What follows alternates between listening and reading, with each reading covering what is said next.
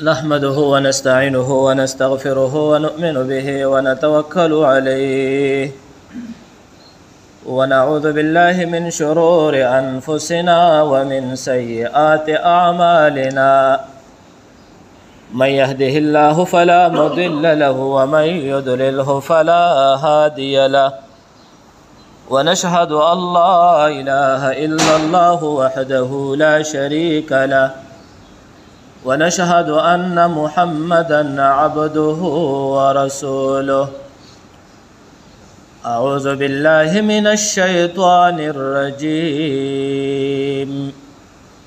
بسم الله الرحمن الرحيم قل إن كنتم تحبون الله فاتبعوني يحببكم ويغفر لكم ذنوبكم والله غفور رحيم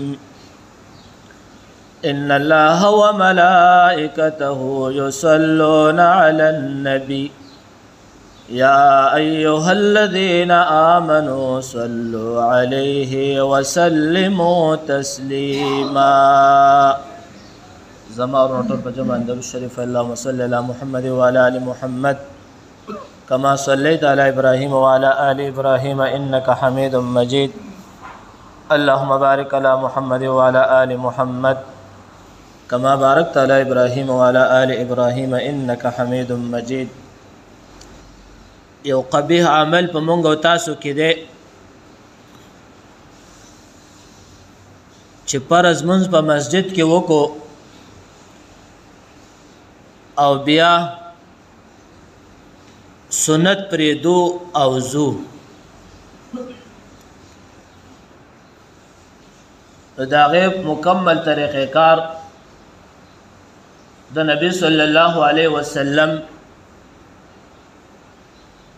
د دنیا عمل د دې عمل او د صحابه په زندګۍ کې خبري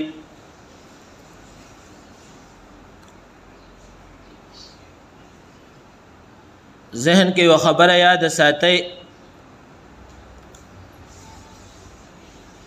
کامل منځ پر منځ به زمونږ علم مکملیږي چې د الله رسول صلی الله علیه وسلم چې مونږ ته کم د منځ طریقې عمل ښودلی دی او هغه طریقې سره مونږ منځ ادا کو پوره منځ ادا کو نو دا به زمونږ کامل منځ وي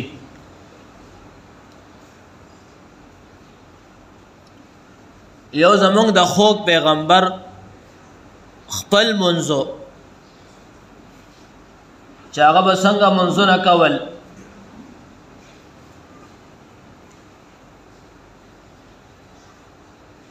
خو لاول ته یو څو خبرې کومه یو فرض منځ دی او یو سنت ته خو سنت کې بیا په دوه قسمه دی یو سنت مؤکده او غیر مؤکده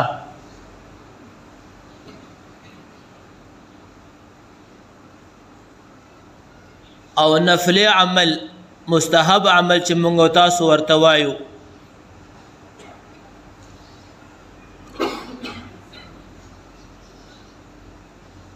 نو لاول په دې خبره ځان پوهه کوي چې فرض منځ مونږ او تاسو باندې الله رب العزت 15 وخت منځ فرض کړي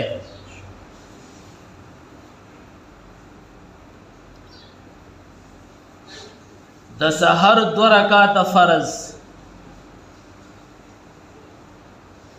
د ماسپخین 4 رکعات فرض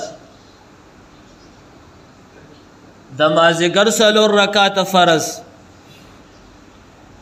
د ماښام 3 رکعات فرض او د ماسخوتن 4 رکعات فرض بمعای وتر واجب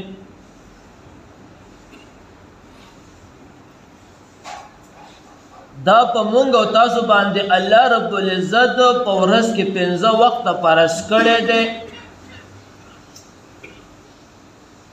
او منځونه شو شپږ په ورځ کې وختونه پنځه شو او منځونه شو شپږ.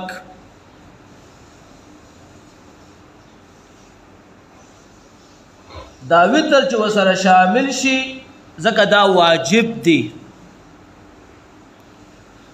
نو د دې سره شپږ منځونه شو. که یو مسلمان وفات شي او په هغه باندې کفاره پاتې شي د منځونو، نو دی به د شپږ منځونو کفاره ورکوي. د وتر به ورسره هم کفاره ورکوي.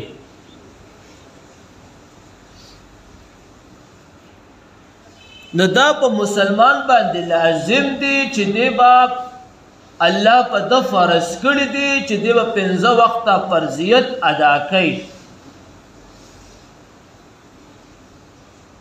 که ادا نه کړي نو په دې باندې دله سزا میلاویږي، سزا او جزا ده پې.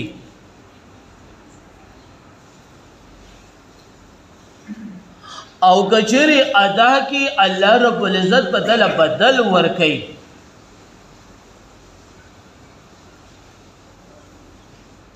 خود کچری دې دا ادا کړل نو د رب د ذمې نه دې ساقط شو، الله رب العزت حکم دا ادا کو.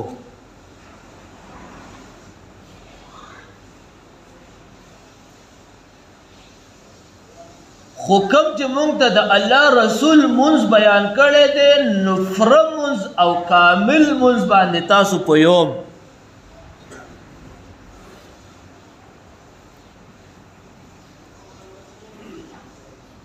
یو سنت مؤکده دی.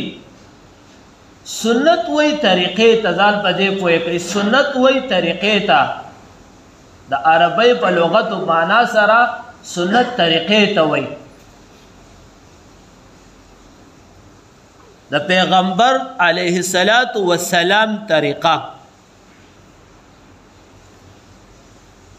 مؤکده مونږ دې ته وایو چې تاکید دی پکې، یعنی دا عمل رسول الله صلی الله علیه وسلم په ژوند کې نه دی پرېښی. فی در فی د عمل جاری کړی، پرېښوستوالی پکې نشته. نو دې ته مونږ وایو سنت مؤکده. یو وی سنت غیر مؤکده.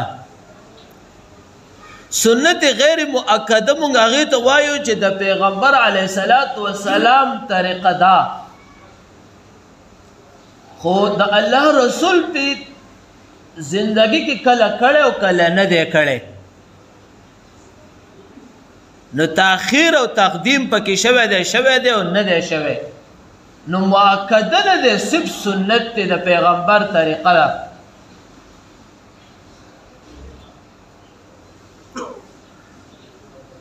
د رسول الله صلی الله علیه وسلم داسې اصول وو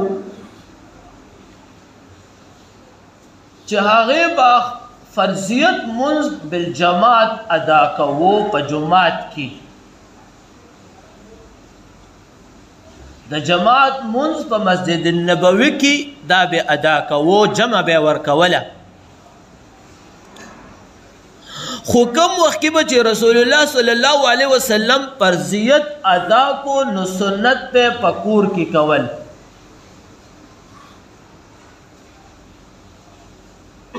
رسول الله صلی الله علیه وسلم به د حضرت عائشه امهات المؤمنین رضی الله تعالی عنها د کمرې د کور د اجرې کړکۍ جماعت ته مسجد النبوي ته لګېدلې وه. حاجیان حضرات چې لاړ شي او یا عمرو له څوک لاړ شي، نو اوس هم هغه دغه چې دلته د عایشې رضی الله تعالی عنها کمره و دا طریقې کار خوی وس. نو رسول الله صلی الله علیه وسلم به چې کله سنت فرض وکړل، نو سنت به کور ته وړل. اوس مونږ تاسو باندې به دا یو سوال راشي چې دا ویلې څنګه دی چې په کور کې به هغه سنت کول؟ هغه د بیبیانو نه ذکر دی. او بل دا دی چې حضرت علی رضی الله تعالی عنهم دغه د کور سړی و. بیبیان حضرات دا چې چا سره رشته و ابو بکر رضی الله تعالی حضرت عمر فاروق رضی الله تعالی عنه هغوی به ناس پاسو. نو رسول الله صلی الله علیه وسلم به چې کله فرض مونځ وکړو او دعا به وویله، دعا به څه ویله؟ اللهم انت السلام منك السلام تبارك ربنا وتعاليت يا ذا الجلال والاكرام. دا الفاظ به نبی صلی الله علیه وسلم وکړل او ډایرکټ په کور ته تو نور منځ کې به خبرې اترې نه کولې. رسول الله صلی الله علیه وسلم به چې کله کور کې سنت ادا کړل او ارس به براوته صحابه به ناست. بعض صحابه به د رسول الله صلی الله علیه وسلم په شانت کور ته سنت ویوړل، کور کې به سنت ادا کړل. چې د چا کورونه نږدې نو هغوی به سنت کور کې ادا کړل، واپس به مسجد النبوي ته رالل. رسول الله صلی الله علیه وسلم مجلس ته به رالل. وی چې زمونږه په سنتو باندې ژوند راشي. په دې دور کې یو سړی وایي چې یاره زه سنت دې په کور کې وکړم، نو ډېره بهتره خبره ده چې د رسول الله صلی الله علیه وسلم په ژوند باندې زما سنتو باندې اتباع راشي. خو اوس متأخرین علما متقدمین علما په دې فتوا هغه هم درته بیا ویم. دا خو د رسول الله صلی الله علیه وسلم د ژوند د منځ اعمالو طریقه وه.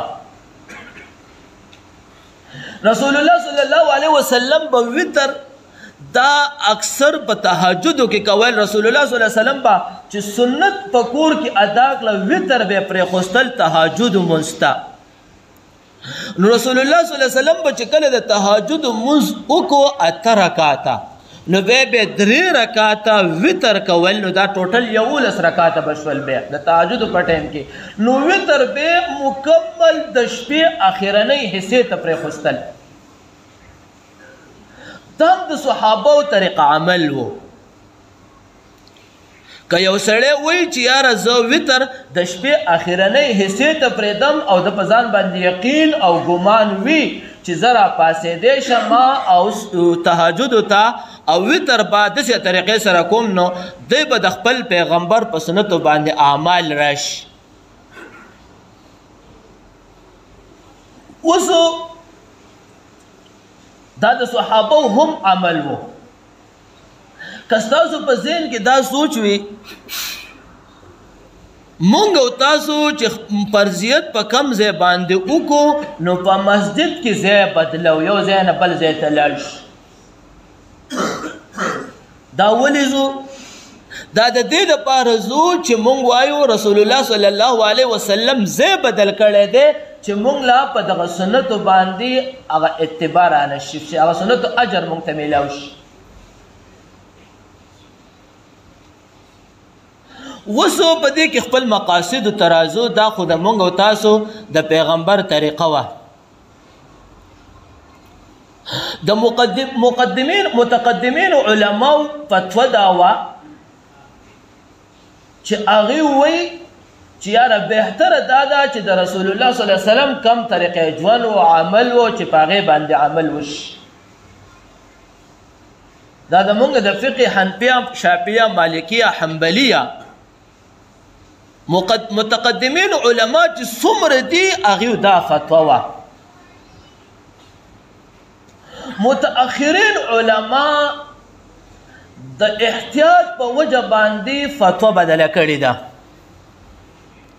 متأخرین علما وایي چې د خلکو کاروبارونه سوچونه دین کې او په د هغې خلکو په اعمالو کې کمزورتیا راغلې ده، نو بهتره دا ده چې دې څنګه مونځ وکړي او په مسجد کې یا په کور کې چې پټاپټ مونځ ختم کړي، د مونځ کاملوالی طریقه وکړي. نو دا د متأخرین علماو فتوا ده. که چې د یو سړي په ځان باندې پول یقین وي چې زه زه د پیغمبر علیه السلام په دغه طریقې کار چلیدی شمه نو که چېرې بیا د دې د متأخرینو د علماو د فتوی خلاف وکړي نو صحیح ده ځکه الله به ده ته د سنتو اتباع ژوند ورنصیب کړي او دله به الله اجر ورنصیب کړي د متأخرینو علماو ډېرې فتوی په څه وجو باندې د هغې د مجبوریانو په وجه باندې بدلې کړي دي دا یو قول لته پکې ویم متأخرینو علماو د نبی صلی الله علیه وسلم په دور کې په امامت باندې یا په قرآن کریم په درس او تدریس باندې پیسې ممنوع وي حرام وي چې دی به امام سے با د امامتۍ اجرت ناخلي کوای غسته حرام یې واغسته دا د متقدمینو علماو هم فتوا وه یا قاری سے محترم درس او تدریس کوي دی به په درس او تدریس باندې پیسې ناخلي تنخواه به ناخلي کوای غسته حرام یې واغسته دا د متقدمینو علماو رایه وه او د رسول الله صلی الله علیه وسلم په دور کې هم د متقدمینو فتوا هم دا وه متأخرینو علماو وی راپاسېدل چې که چیرې دا علما تنخواه ناخلي یا داسې دیو دپاره وظیفه مقرر نشي خو ذهن کې یوه خبره یاده ساتئ په هغه زمانه کې به چې که معلم الدین د مدرسې نه فارغه شو یا به دې په امامت په دغه باندې به فایز شو ولګېدو نو حکیم الوقت ریاست په هغې ته وظیفه مقرر کړه ریاست په هغې ته وظیفه ورکوله نو هغې ته به قوم او یا د مسجد د طرف نه اجرت تنخواه نه میلاوېده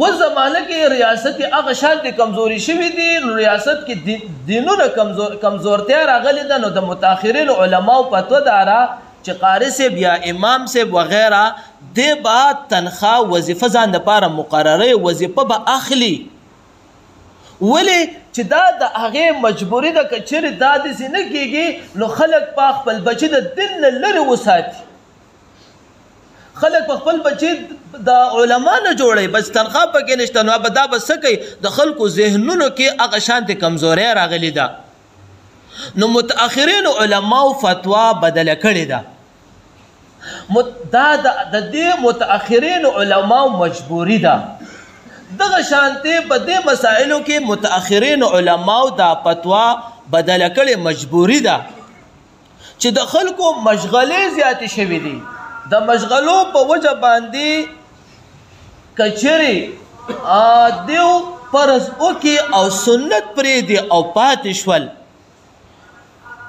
نو کامل منځ نشو خبره مې ته کوله د کامل منځه پورې نو دا کامل منځ نشو فرضیت ادا شول د الله د طرف نه بری شو خو هغه اجرونه چې کم دته ملاویږي په منځ باندې هغه اجر کامل دته ملاو نشي نو د متأخرین علماو فتوا دا ده چې چېرې تاسو په کم ځای فرضیت ادا کوئ نو په هغه ځای باندې هم سنت ادا کوئ او په هغه ځای باندې هم زیب خیر ده بدلوي هغه سنتو باندې به اعتبار راشي خو ځان د هغه مجلس نه مه وباسئ په هغه مجلس په هغه ایریا کې سنت هم ادا کوئ او یا چې کم دی وتر شول دا په هغه ایریا کې ادا کوئ ځکه چې د خلکو مشغلې زیاتې شوي دي چې دا عمل پاتې نشي بعضې ملګرو حضراتو ما ته دا وویل چې قاري صاحب مونځ خلک وکړي او دا فرض وکړي بیا ځي ها که چېرې یو سړی په دکان کې سنت کوي او د دا یقین وي چې ما نه پاتې کېږي نه نو کولی شي څه پروا نشته ځکه چې فرض دا په جماعت کې دی او بالجماعت باندې دی د جماعت منځ دا ادا کو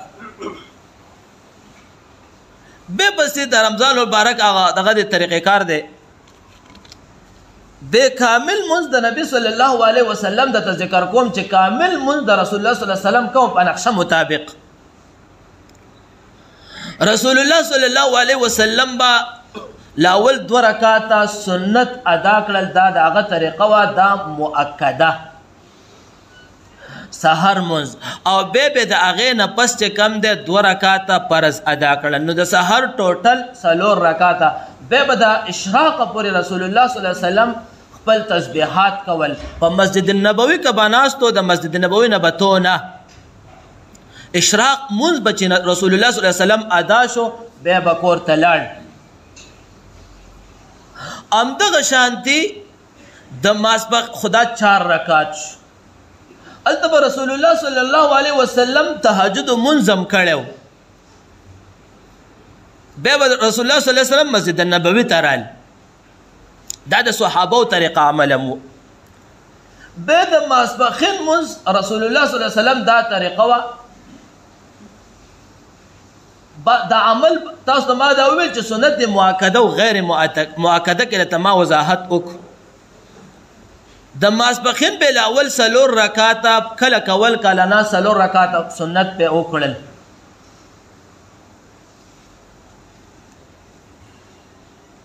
د ماسپخین بیا 4 رکاته سنت مؤکده ادا کړل. بیا به د هغې نه پس 4 رکاته فرض ادا شول. بیا به د هغې نه پس چې کم دی 2 رکاته سنت ادا کړل. دا مؤکده دي. او بیا به د هغې نه پس چې کم دی 2 رکاته سنت کول خو دا غیر مؤکده دي. دا د رسول الله صلی الله علیه وسلم طریقه عمل و. نو دا ټوټل و 12 رکاته شول. موږ په ماسپخین کې 4 رکاته کوو. که چیرې یو سړی وی خو کامل منځ د ده په 10 رکاتو شو. د ماسپخین منځ کامل منځ د ده په 10 رکاتو شو. اول 4 رکاته سنت مؤکده، بیا د هغې نه پس 2 رکاته 4 رکاته فرض، بیا د هغې نه پس 2 رکاته سنت. نو دا سنت دا کامل منځ شو، پوره منځ شو. که چیرې یو سړی په سفر کې وي ګوره دا بیا مسله بدله شوه. بیا په ده باندې صرف 2 رکاته منځ دی، الله په ده باندې قصر راوستی دی. دا لوی باس دی، په خپل ځای کې به انشاءالله چرته وکړو. نو دا د ماسپخین 12 رکاته شول. دا معمولو د صحابو هم او د رسول الله صلی الله علیه وسلم هم. بعد وخت کې بیا 2 رکاته منځ پرېښوستو، خو لس به همدغه معمولو چې 10 رکاته به کول. د جمعې د منځ طریقې عمل د رسول الله صلی الله علیه وسلم دا د ماسپخین د جمعې منځ چې لاول به 4 رکاته سنت مؤکده، بیا به د هغې نه پس 2 رکاته په جماعت منځ باندې فرض ادا کړل. بیا به د هغې نه پس چې کوم دی 4 رکاته سنت ادا کړل. بیا به د هغې نه پس 2 رکاته سنت ادا کړل. بیا به 2 رکاته نفل وکړل. دا ټوټل 14. خو کامل منځ د جمعې منځ دا په 12 رکاتو دی. کامل منځ دا په سنتو په مؤکدو سره او د فرضیت سره کامل منځ دا په 12 رکاتو دی. دغه شانتې د مازدیګر منځ ټوټل د جمعې منځ 14 رکاته شو. خو کامل منځ په 12 دی. 2 رکاته به رسول الله صلی الله علیه وسلم کله وکړل کله به ونه کړل. بیا د مازدیګر منځ د رسول الله صلی الله علیه وسلم دا طریقه وه چې لاول به د مازدیګر 4 رکاته نفل ادا کړل. دا غیر مؤکده و معمول، کله به ادا کړل کله به ادا نه کړل. بیا به د هغې نه پس د مازدیګر 4 رکاته فرض ادا کړل. نو دا د رسول الله صلی الله علیه وسلم دا 8 رکاته شو. کله به نو که چیرې یو سړی د مازدیګر نه مخکې راشي مسجد ته 4 رکاته ادا کړي، نو لاول دا نفل امته علما وایي او سنت امته غیر مؤکده دي. او بیا د هغې نه پس 4 رکاته فرض. د ماښام د مازدیګر نه د ماښامه پورې بیا د نور د نفل و مفل رسول الله صلی الله علیه وسلم نه دي کړي. کله به چې ماښام منځ وخت داخل شي، اوس په دې یو مسله ځان پوه کوي. ماښام وخت چې کله ستا داخل شي نو تا ته د منځ اجازت میلاو شي. نو رسول الله بعض صحابه رسول الله صلی الله علیه وسلم بناستو، خو په خپل د ماښام د فرضیت نه مخکې رسول الله صلی الله علیه وسلم سنفل مفل سندي کړي. حضرت ابو بکر رضی الله، حضرت عثمان، حضرت علی رضی الله تعالی علیهم اجمعین دیو سنفل مفل نه دي کړي.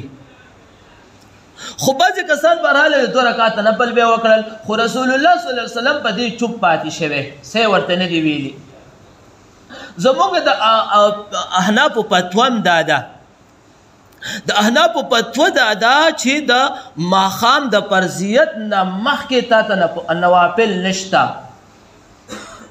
نور علما مذاهب ذکر کوي که چېرې چا وکړو پابندي به نه لګي خو زموږ د احنافو موږ چې په کوم مذهب وو نو د هغې فتوا دا ده چې د ماښام د فرضیت نه مخکې نوافل نشته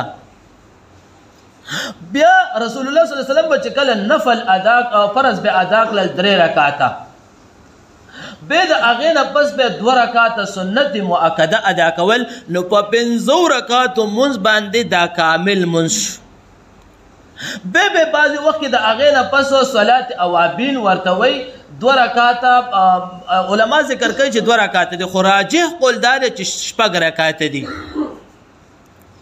نو بعضې نبی صلی الله علیه وسلم په خپل ژوند کې لکه دا معمول و 2 رکعاته به ادا کول خو بعضې وخت کې به 6 رکعاته ادا شول نو دا ټوټل د ماښام مونځ 11 رکعاته شو خو کامل مونځ د ده په 5 رکعاتو دی بیا دغه شانته د ماسخوتن مونځ به رسول الله صلی الله علیه وسلم به د فرضیت نه وړاندې 4 رکعاته نفل ادا کول دا غیر سنت دی خو غیر مؤکده بیا د هغې نه پس چې کوم دی 4 رکعاته فرض ادا کړل بیا د هغې نه پس چې کوم دی 2 رکعاته سنت ادا کړل دا مؤکده دي بیا د هغې نه پس 2 رکعاته په ناسته باندې نوافل کول که یو سړی په ناسته باندې نوافل کوي نو دا د پیغمبر علیه الصلاة والسلام سنت دی او بیا د هغې نه پس چې کوم دی 2 رکعاته نور مونځ وکړو او بیا به وتر پېشمني ته پرېښوستل تهجد مونځ ته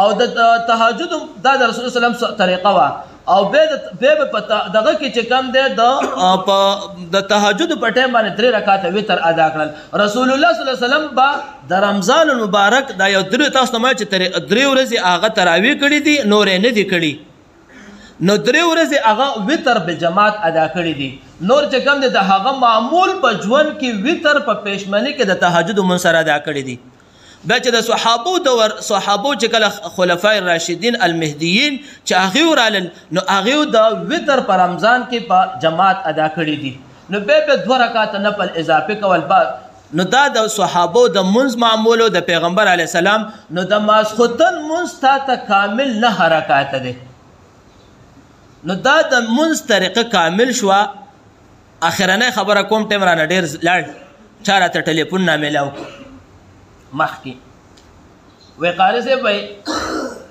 موږ باس مباحثه کې لګیا یو چې قرباني یو کس دی وی هغه وایي چې قرباني ما وکړله وینه مې توی کړه چاله مې ورته غوښه ورنه کړه هر څه مې په کور کې کېښوستل نو څنګه قرباني وشوه ما ورته ویل قرباني وشوه خو کامله قرباني نه ده مثال کې مې ورته دا مونځ ورکړه ما تا فرضیت ادا کو او بیا لاړې سنت ته ادا نه کړل نو کامل مونځ نشو کامل قرباني دا شوله چې ته د پیغمبر علیه السلام په طریقه باندې زندګي مې په مسایلو پوه کړل چې داسې